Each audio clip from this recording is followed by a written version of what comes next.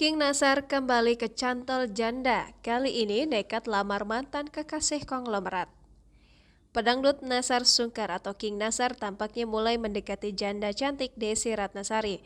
Nasar kepergok bermesraan menyanyikan lagu romantis milik Afgan Syahreza yang berjudul Cinta Biasa dalam acara Ketawa Itu Berkah Trans TV yang tayang pada Ramadan 2022.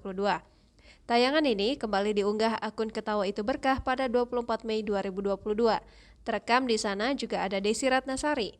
Lantas Nasar berlutut di depan Desi Ratnasari.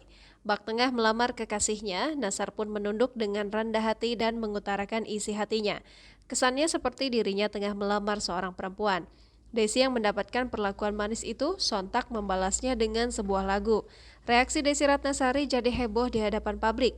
Pasalnya mantan kekasih Irwan Musri itu membalas dengan lagu yang berjudul Aku Makin Cinta.